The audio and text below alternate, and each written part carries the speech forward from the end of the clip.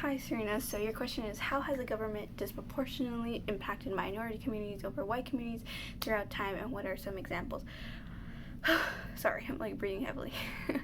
So I believe that the government has extremely disproportionate, minority communities. I mean, we see this with education.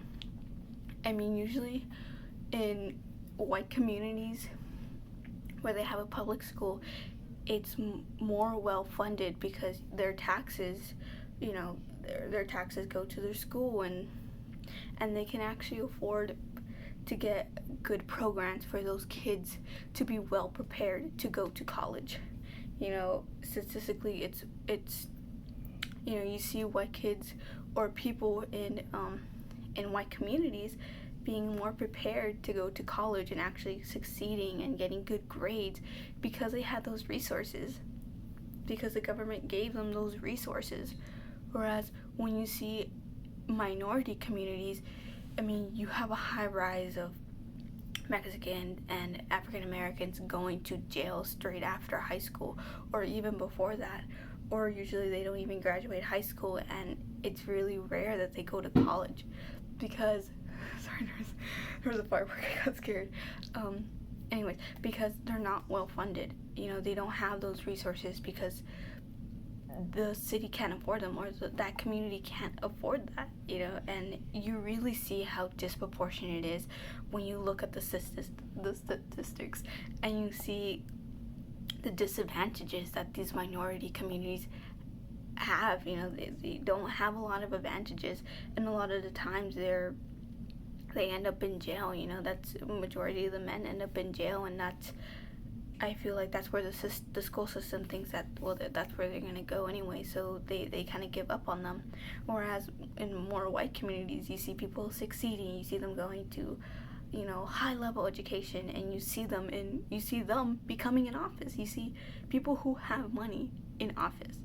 You never really hear of that kid, or I mean, now it's getting better, but like before, like you never really heard of that, that minority kid that lived in a really rundown community with a bad education, governor. It's always in white communities who have money, who are able to get tutoring and who are able to get these resources in order to prepare them for college and to prepare them for life. And I think you see that big gap between them. And I mean, you see examples time over time with college, with different communities. I mean, you see them in everywhere. I mean, you can even see them in the jail system. I mean, how there's not a lot of white people, it's more minorities in jail, more, people of color. And I think that is a really, it's a horrible system that we live in right now, that we lived in for years.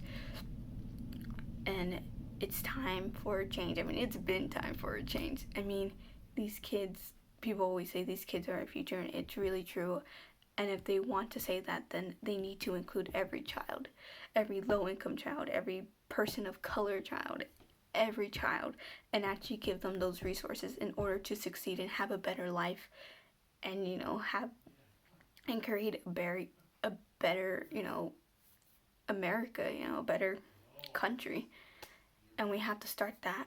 And in order to start that, we need to actually put the resources into them and not have it so disproportionate between minority people and white people.